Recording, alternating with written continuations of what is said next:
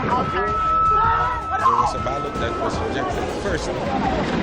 Live mula sa GMA Network Center, ito ang 24 Oras.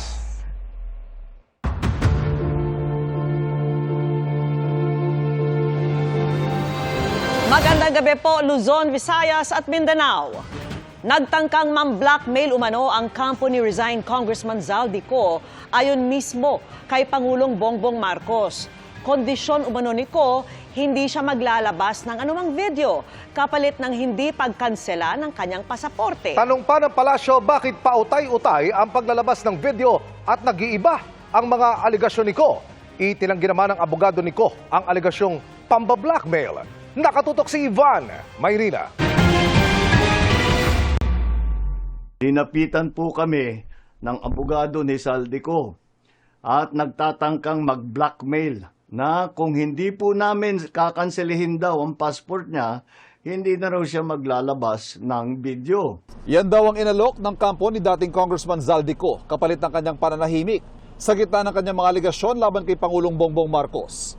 Sinabi yan ng Pangulo sa isang bidyong inilabas ngayong hapon. I do not negotiate with criminals. Kahit maglabas ka na ng video ng lahat ng kasinungalingan mo na pag-destabilize sa gobyerno, gusto kong malaman mo, Zaldi, makakansela pa rin ang passport mo. Hindi ka na makakatakas sa hustisya. Matatanda ang kasama si Ko sa mga sinampahan ng kasong malversation of public funds at paglabag sa Anti-Graft and Corrupt Practices Act. Kaugnay ito sa umano'y substandard na flood control project sa Nauhan Oriental Mindoro na nagkakahalaga ng 289 million pesos at itinayo ng kumpanyang SunWest sa pag-aari ng pamilya ni Ko. Dahil nagtatago sa labas ng bansa si Ko, nauna nang sinabi ng ombudsman na hihilingin nila ang pagkakansela ng passport ng dating kongresista. Pero mariing pinabulaanan ng abogado ni Ko na si Attorney Rui Rondain ang sinabi ng Pangulo. Wala raw siyang nakausap na kahit sino man sa gobyerno para itigil ang mga video kapalit ng hindi pagkansela ng passport ni Ko at wala raw siyang kontrol sa paglalabas sa mga video.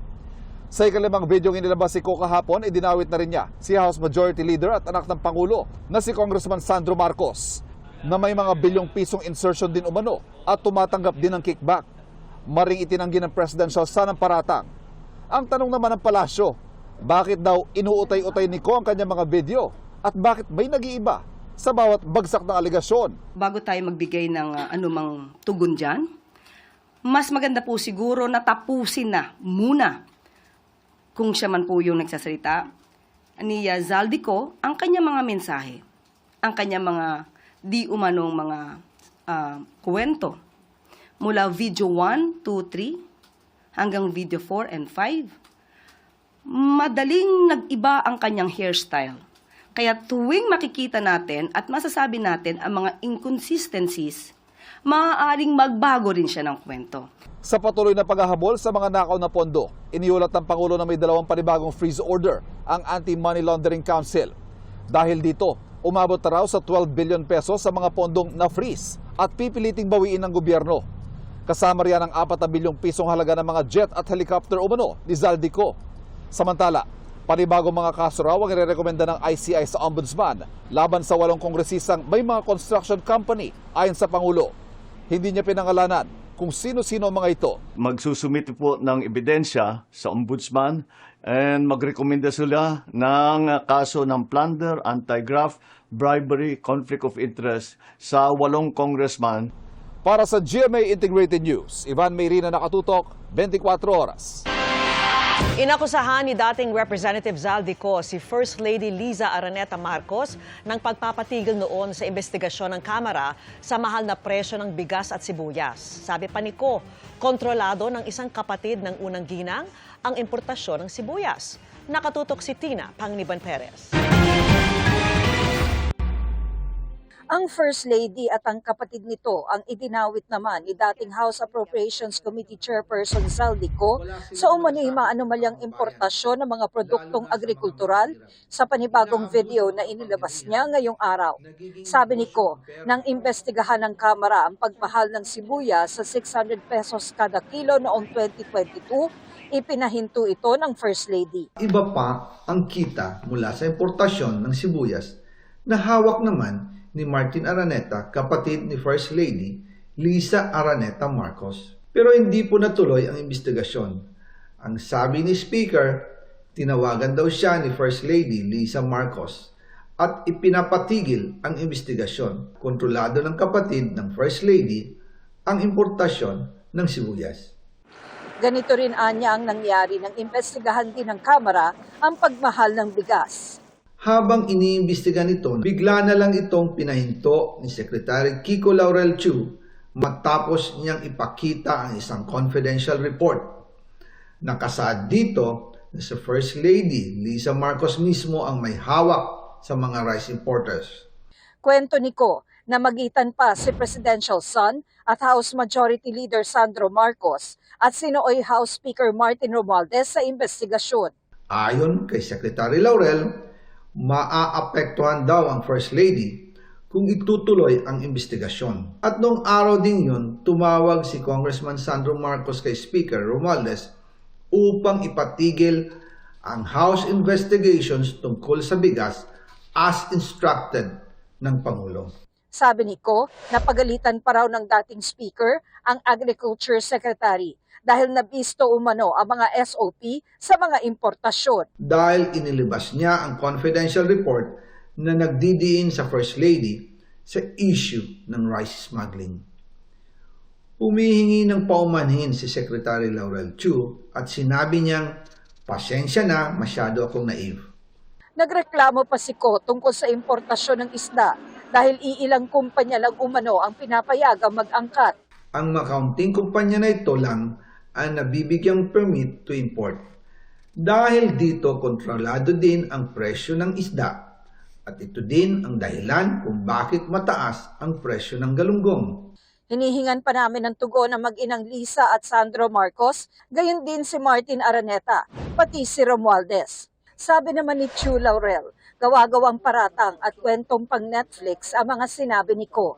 Dagdag niya, masamang tao si Ko.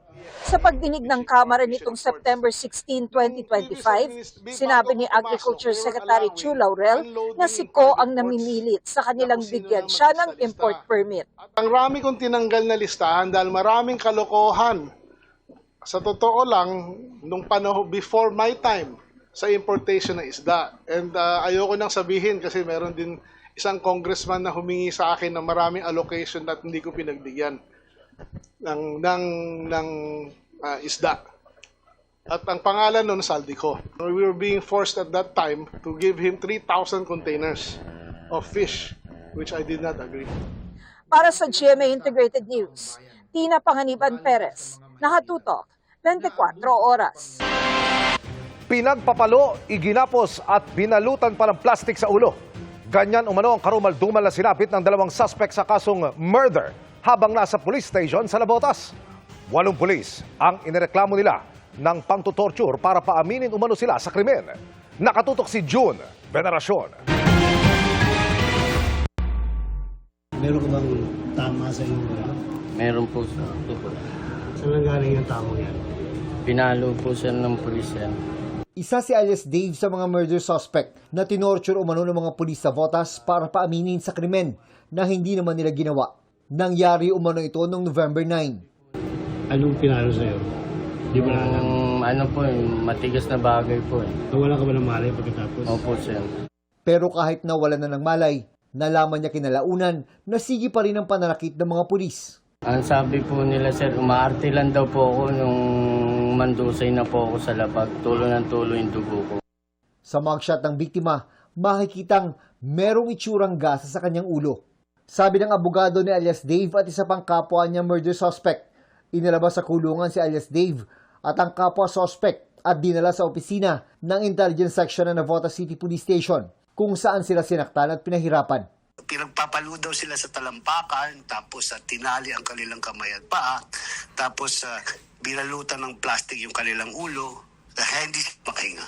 Madalas ko naririnig yun yung sinusupot. Alam na ng mga tao kung ano ibig sabihin sa salitang yun. Pamimilit umano ito para pumirma sila sa extrajudicial confession o pag-aamin na sila ang bumaril at nakapatay sa 2 biktima sa Navotas City noong November 3. Nagsampa na ang abogado ng mga biktima ng reklamo sa Internal Affairs Service ng PNP laban sa 8 pulis na sangkot umano sa torture. To be honest, this is the first time na nakakita ako ng ganitong sitwasyon. Siyempre, all of the suspects would claim innocence. Pero iba yung nakita ko dito kasi aside from their claim, there is physical evidence to substantiate kung ano yung claim nila. Sabi naman ng Internal Affairs Service, siniseryoso nila lahat ng aligasyon ng pang-aabuso at titiyakin ang masusing investigasyon. Mananatili raw itong tapat sa pagbibigay ng halaga sa proteksyon ng karapatan ng mga taong nasa ilalim ng police custody. Pero nanindigan ang Northern Police District o NPD na nakakasakop sa Navotas Police na sangkot talaga sa pagpatay ang dalawang suspect. Matibay umano ang mga ebidensya nila at walang nakikitang dahilan na i-relieve sa pwesto ang mga inaakusahang pulis. Bukas ay haharap daw sa media ang mga pulis para ibigay ang kanilang panig. Umano sabi nila, sasagutin nila yung mga complaint na sinagot sa kanila. Sinasabi nila, as a defense, ito po ay harassment doon sa pagkakahuli doon sa dalawang suspect po. Para sa GMA Integrated News, June Veneracion, Nakatutok, 24 Oras. Isa pang kinasuhan kaugnay sa maanumalyang flood control project sa Oriental Mindoro ang hawak na ng mga otoridad. Siya si Engineer Montrexis Tamayo na isa sa mga opisyal ng DPWH Mimaropa. At nakatutok si Bernadette Reyes.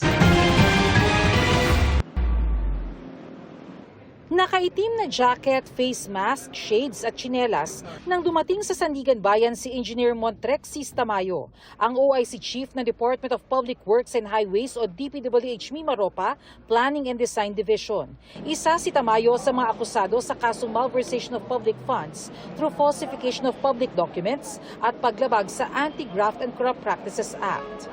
Kaugnayan ng substandard umanong proyekto sa Nauhan Oriental Mindoro na nagkakahalaga ng 289 million pesos.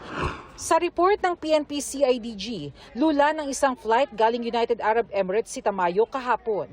Paglapag sa NAIA Terminal 3, inaresto at dinala siya sa CIDG National Headquarters sa Camp Crame.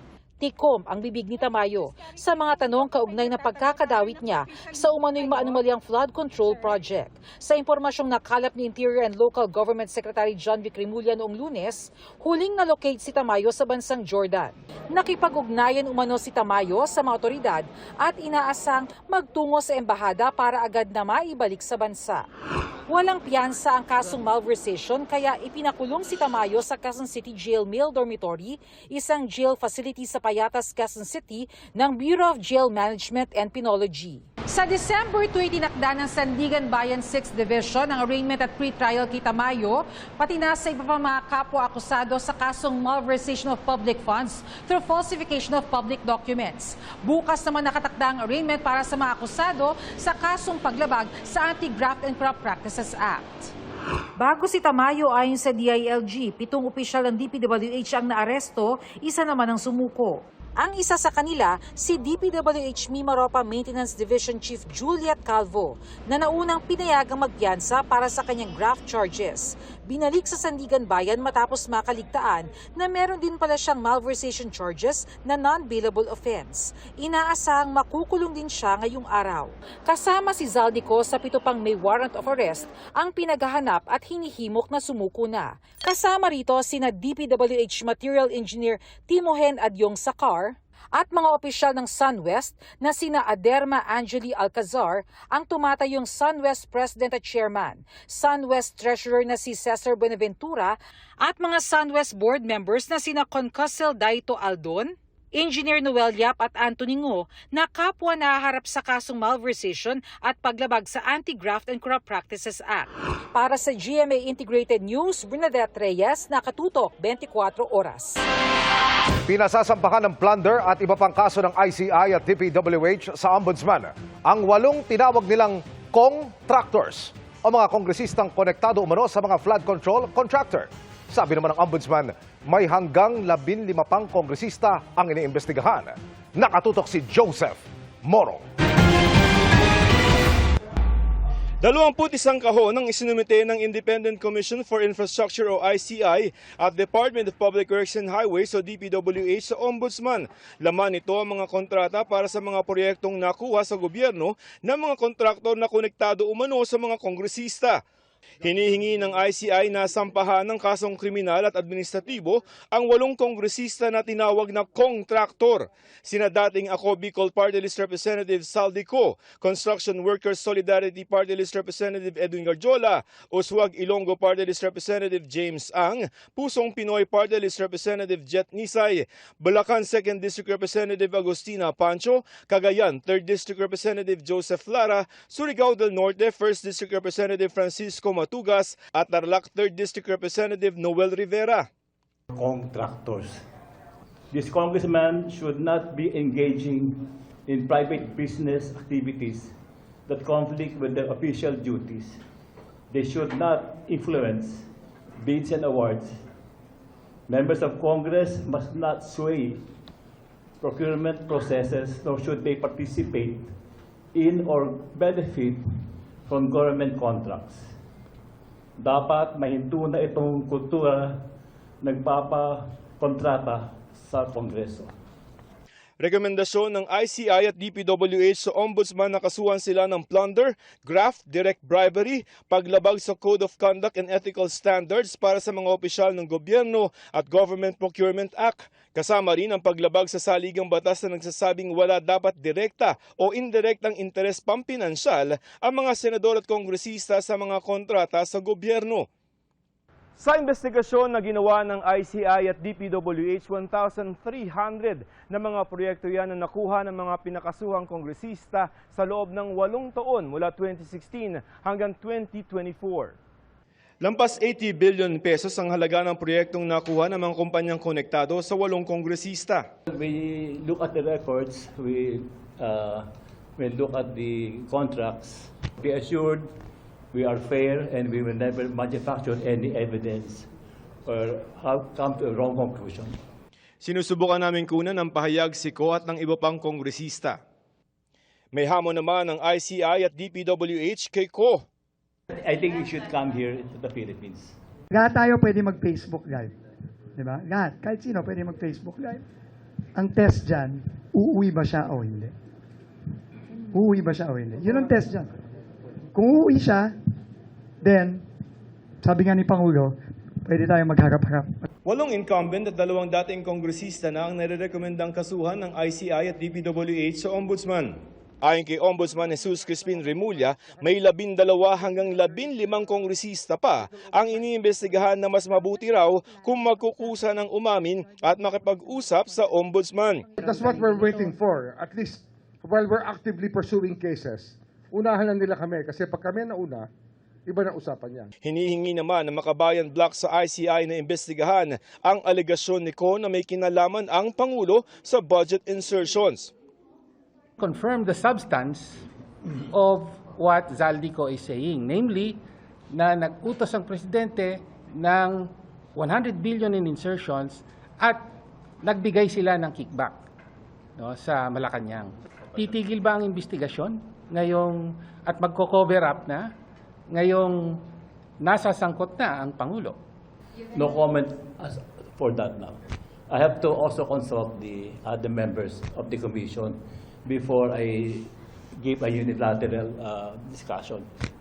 Hinihingan pa namin ng reaksyon ang Malacanang. Pero nauna nang sinabi ni Pangulong Marcos na kahit sino naman daw ay pwede mag-online at gumawa ng kung ano-anong aligasyon. Hinamon pa niya si Ko na umuwi sa bansa at harapin ang mga kaso niya. Para sa GMA Integrated News, Joseph Morong, nakatutok 24 oras. Happy midweek, chikahan mga kapuso! Christmas came early para sa mga taga-Dagupan at Alamino sa Pangasinan na hinatira ng saya ng kapuso artists. Bukod sa regalong performances, ibinahagi din nila ang kani-kanilang holiday plans. Narito ang report ni Jasmine Gabriel Galvan ng GMA Regional TV.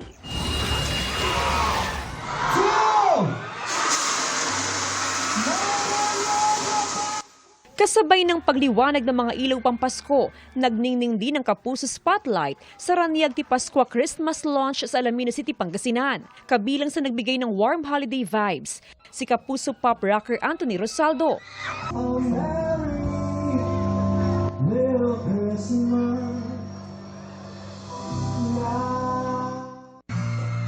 Hiyawan din ang isinalubong kay sparkle artist John Vic de Guzman.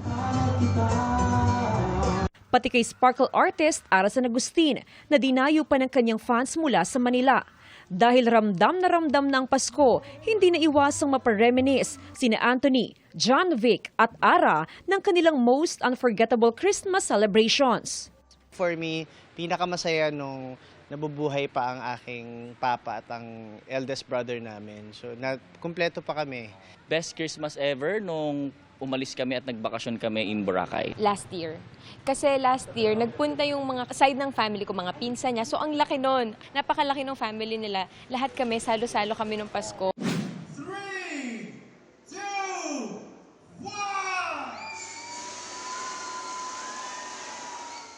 Pinatingkad din ng ilang Kapuso artists ang Christmas lighting ceremony sa Dagupan City.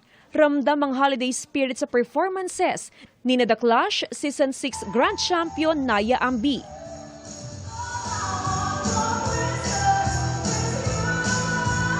Sparkle artists TJ Marquez at Jeric Gonzalez.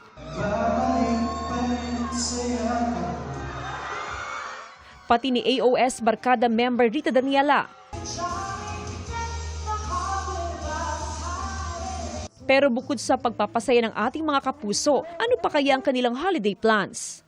Also spend time with my family. It's my first time na makapag-Christmas dun sa bahay.